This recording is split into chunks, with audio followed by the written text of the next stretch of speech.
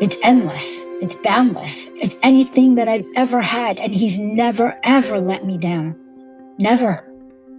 I trust him blindly. I can't live any other way now because I know him.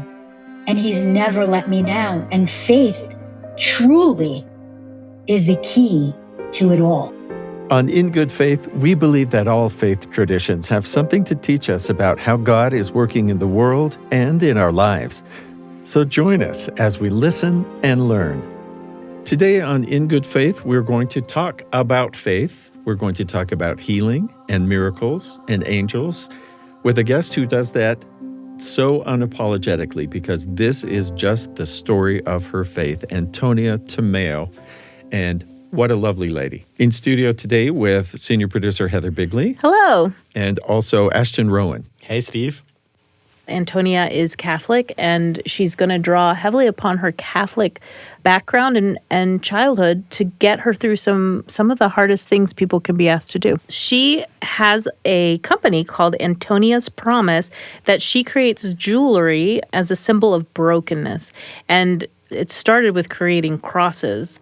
And we start by asking the origin point, which was, like many good things in life, at a very difficult moment, a very low point in Antonia's life.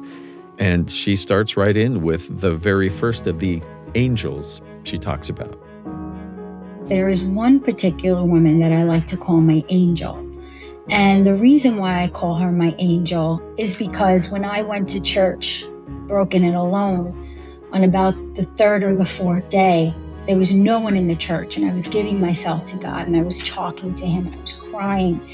And a woman appeared at the right time, and she tapped me on the shoulder, and she said, "You okay?" She said, "Do you see Jesus pointing at the mural?" And I said, "Yes," with tears in my eyes. She said, "Jesus loves you. Jesus wants to help you. Jesus is a doctor. Pray." And she handed me hot pink rosary beads. And I said, no, they're too beautiful. And she said, no, pray. Jesus is a doctor. And it was those rosaries that started me really praying and holding them and making me feel, they were just near and dear to my heart. And then I started going to church, and the rosary ladies, right? The sodality women started saying, "Come, do a decadent with us. Come, do the rosary with us." And now I'm a part of sodality. And I started praying the rosary. But it was that rosary and that particular woman and her heart was very angelic, and she still is till this day. And I call her my angel because God knew at that right time that I needed that message. And she was a vessel, but she was also very angelic to me. And God has placed very special people in my life. It's always at the right time. And I've been told, "You're an angel in my life," many times. And I'm like, now I understand what that means, because I have one. And I refer to her as my angel because that day I needed that. So this is a woman that you I did not hadn't know. seen or known, but she saw you Nope. there and felt to go and speak to you. Yes. At the time, I was dealing with anxiety, depression. I was also undergoing some health issues that I wasn't aware of. And I didn't know where to take myself. So I took myself to church, because that was the foundation of what I was brought up in. And it was the best thing I could have done. And then from there, I started my prayer life, and I started to become closer with God. And little by little, I started to heal and started to feel better. But 6 months later, I found out that I had a tumor in the fourth ventricle of my brain. And I started to understand why I was struggling so greatly with all of these symptoms that I was having. And although the anxiety was better and the depression was better, I still had other symptoms going on that now I knew why. What had happened was I went to go to a chiropractor's office through a friend of mine who said, "You need to come in, your back looks off." And I went in, and she couldn't even touch me. And she goes, "You need to get an MRI of your lower back and your upper neck." And I said, ironically, I had just had that done about 6 months ago. She goes, "Well, can you pull those records for me?" So I said, "Sure." So I pull the records for her. I bring them in, and she says, "Oh, I need to speak to you." So I go into her office, and she says, "You need to go to a neurologist right away. There's something on the back of your brain." I fast forward, I go to the neurologist. She panics, sends me for an MRI. I go from the MRI to my car. She calls me in a panic and she says, you need to go to the hospital. There are 21 neurologists waiting for you. You have a tumor in the fourth ventricle of your brain. Mm. The symptoms were spotty vision. I was stumbling. I felt foggy all the time. That's why I was in church. I just couldn't understand what was wrong with me. I had very bad headaches. I had chronic headaches all the time. So I went to the hospital and they said that I was going to be admitted for surgery. 2/10/2019 was my surgery date. And I was admitted and I was in the hospital. They had to do a series of blood work. They had to do CAT scan. They had to do MRIs again. They had to do all of this testing. I had very small children at the time, as I still do now. And as a mother, I was scared. Who Yeah. wants to have brain surgery? Not I, right? So I was panicked. I was scared. My husband was afraid. And there was a beautiful woman beside me who had multiple surgeries on her brain. And her daughter, she was a Jewish woman, her husband would pray over her every day. And her daughter would come visit. And she would always say hello to me, and I would say hello to her. And it was February 10th. And that day I had a lot of visitors and family, friends, whatnot, and asking me questions to answers that I really didn't have the answers to. And the anxiety came back. And she had come to visit her mother. And she said, are you okay? And I said, no, I'm not doing well today. I'm scared. I'm nervous. And she said, can I make a suggestion? And I said, sure. And she said, maybe before you go to bed tonight, you make God a promise. I said, a promise? I don't understand. She goes, maybe if you make God a promise of some sort that he helps you, you do something in return for him.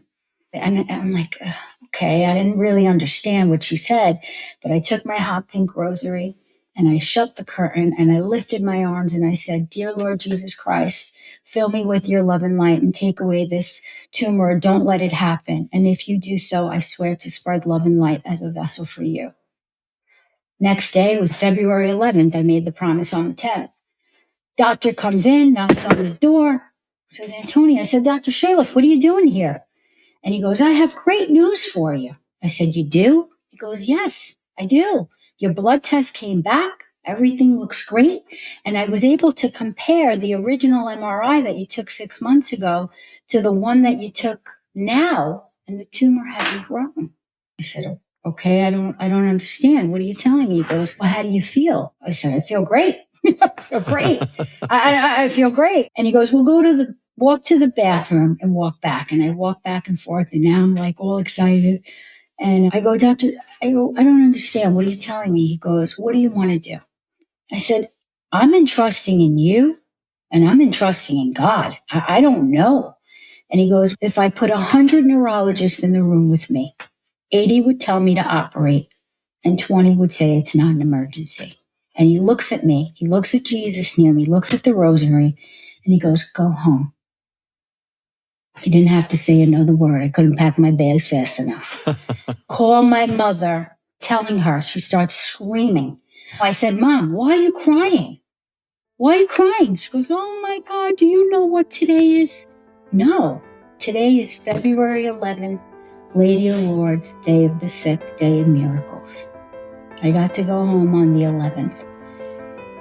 I believe with my whole heart that the Virgin Mary granted me a miracle through the intercession of her Son, Jesus Christ. And I kept my promise the same way God kept his. And that's why the name of my company is Antonia's Promise. That's beautiful. My symptoms are gone. I'm not foggy anymore. I'm actually more clearer than I've ever been in my life. I don't have spotty vision. I still stumble because I have a bad back, but not in a bad way. And I feel really great. And I have this amazing connection with God now. I did receive a miracle on that day, a very big one. There's a beautiful mental image I'd like to maybe paint for our podcast listeners, which is Sure. You have a line that has a design that came to you and that you worked with an artist that it's a cross, but then in the middle of it, cut out, is a figure that seems to me to be on its knees. Yes. When I took myself to church, I was broken and alone. And I wanted to relay the message that it was through prayer that I was healed. And when I looked at that cross in my church, I saw Jesus. And when I was creating this, because I was compelled to create this, Steve, this cross was in me to be created.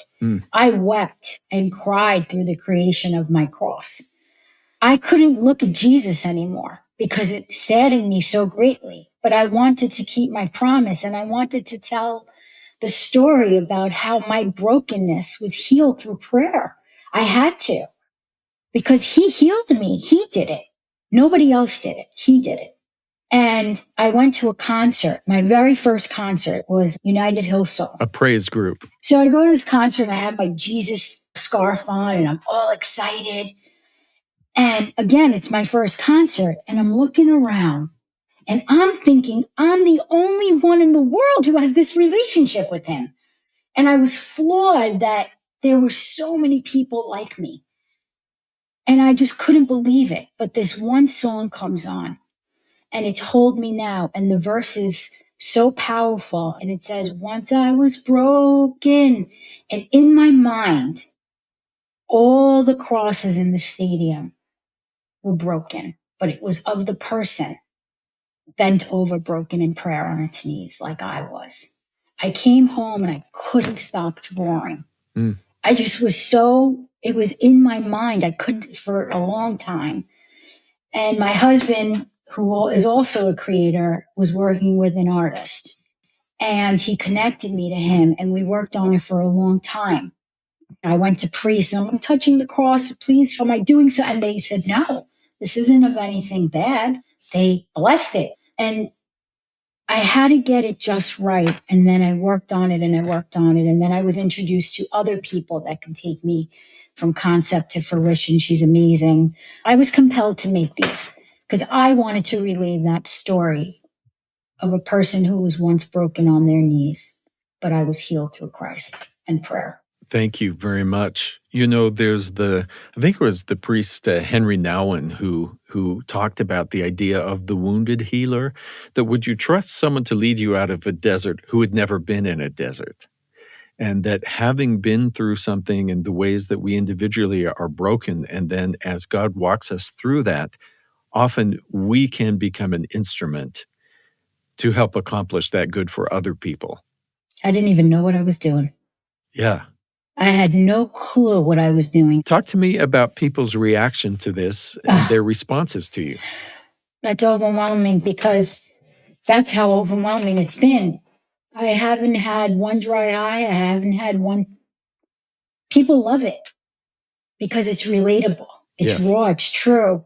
It took a lot of guts, Steve. That's all I have to say.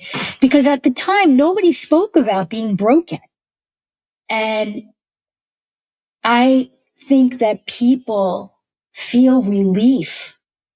They feel good because people like sharing. And I think now is the time. God's timing is never wrong. And I didn't know why I created this. I just knew that I needed to do it. And then when I received my crosses, I gave away more than I sold. And there's a testimony, right? There's many testimonies, but there's one beautiful one. Either God instrumented me to give it to the person at the exact time they needed it. I'd connect with these people like I did with you. And I'm like, I want to give you something. They love the design. They love the leather. They love the wood, but they love the image in it too. And it resonates with certain people because we all have a story. And I do believe we are all broken in a beautiful way, right? And I think people love it. I haven't met one person yet who hasn't. If anything, I'm asked for more of it. It makes me happy, and I know that I'm doing God's work, and it just pleases me to know that I can help somebody. You're listening to In Good Faith. I'm Stephen Kapp Perry. We'll be back with more in just a moment.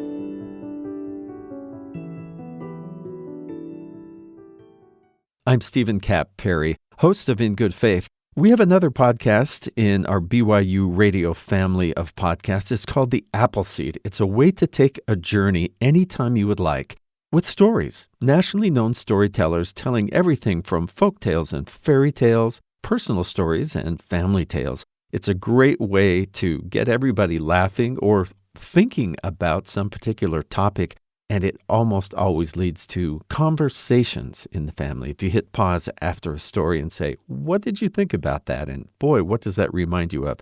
That is a fun time to get to share each other's stories, and that's what the Appleseed does. Check out the podcast wherever you get your podcasts.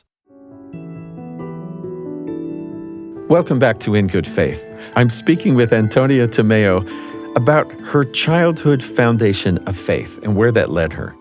So I grew up with immigrant parents from Italy, Roman Catholic, and Sunday dinners, which I keep those traditions, but I knew it was a day of rest and prayer. Did we go to church every Sunday? No, but I knew it was a holy day. The Virgin Mary was very prevalent in our lives, and Jesus was all around me in photos and gold encrypted pictures and stuff. And anytime anyone ever went through anything, or on a daily basis, of course, my mom would say, "No, you got to talk to God, you got to pray, you got to go to the Virgin Mary." So I always remembered that, and I always had a connection to God growing up. It was a foundation of my life. I received my sacraments, I was baptized, I received the Holy Spirit through confirmation. So I had my foundation of faith.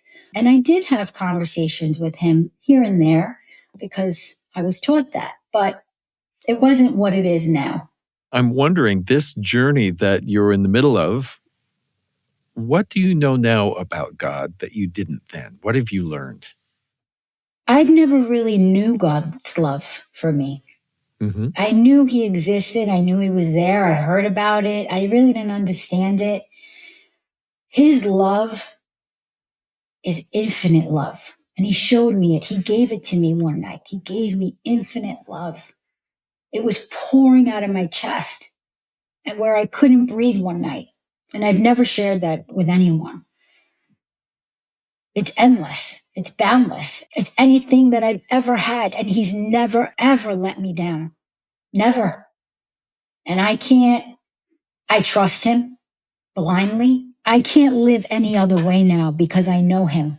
And he's never let me down. And faith truly is the key to it all. It's that simple. And it's not easy. No one's telling you that it's easy, but it's so worth it. When I went to church, I'm going to be honest, I looked around and it was scary to me. I was scared. I was looking around and I was crying, and I opened my whole heart. Now I go in there and I'm like, all right, we need to talk. I got to talk. Like, I don't go any other place but him. I'm like, okay, when things go down, I'm like, I gotta go to church. I gotta go talk to my dad. Like, there's no other way. You can't do this alone. You don't have to do this alone. That's his job. I realize that that's his job. That's his job. That's what he wants. He wants us to talk to him. He wants us to tell him our problems. And he wants to help because he loves us. I actually wrote down one line that you said just a minute ago because it's just such a beautiful quote, which is, "I can't live any other way now because I know him." Yeah, I do. That's very beautiful. He's beautiful. How do you perceive, because you are having conversations and probably asking questions, or at least saying, "Please lead me, guide me to the people who I can help." How do you perceive guidance and answers or direction? By listening, by being aware, by knowing about pivotal moments in my life and knowing that how would that have happened if it's not God?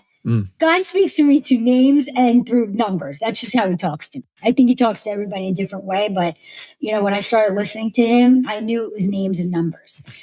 Those numbers keep coming up over and over and over and over and over again at the right time, at the right place. And it's leading in blind faith. He does answer, but you have to believe that it's him answering. The number 19 has been shown to me endless amounts of time through this journey of Antonia's promise. And it comes up. There's a specific name in the Bible that I always said that I liked, and it's James. I don't know why I was always drawn. I named my daughter Jamie Grace because I thought it was going to be a boy, but it was going to be James.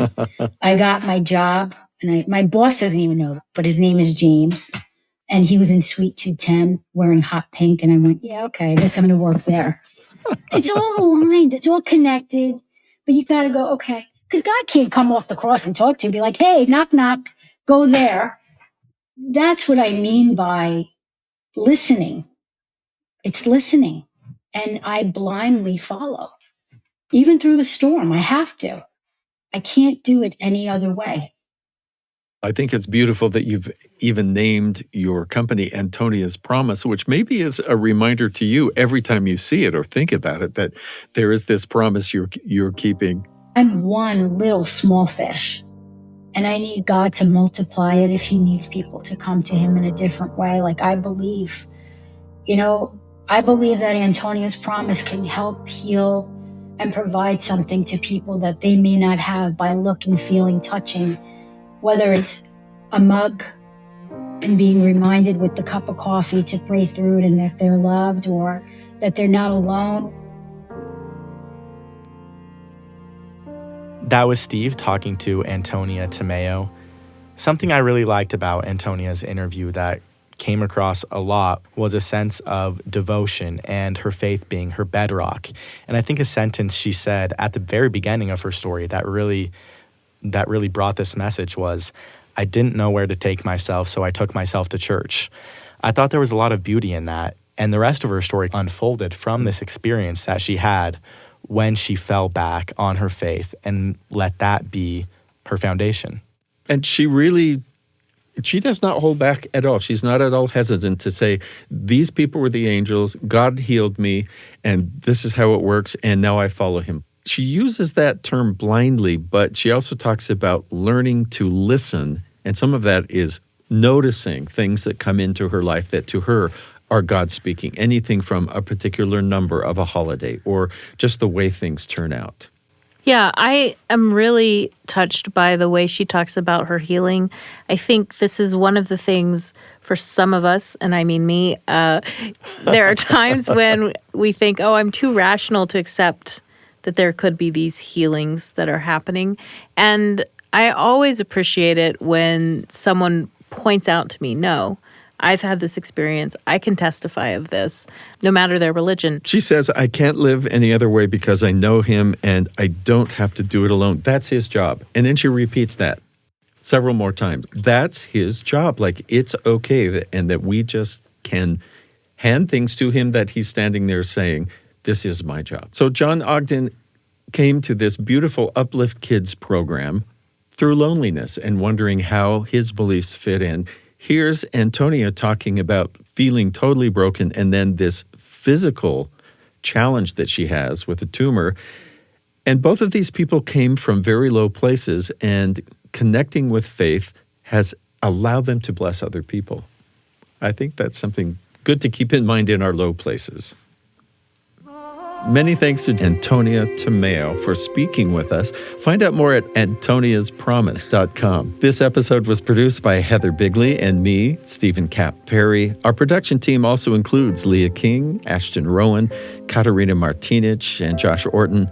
Our post-production sound designers are Mark Hansen and Daniel Phillips. In Good Faith is committed to the idea that we all benefit from hearing people of widely varying backgrounds share their personal experience with faith and belief. In fact, we think people with such experience deserve some of our best listening. We'd love you to support In Good Faith and spread the word by leaving a comment or a review on YouTube, Spotify, Apple, wherever you get your podcasts. Find us on Twitter at In Good Faith Pod. Instagram and Facebook are In Good Faith Podcast. YouTube is youtube.com/@in-good-faith. In Good Faith is a production of BYU Radio. I'm Stephen Kapp Perry. I hope you join me again soon right here in Good Faith.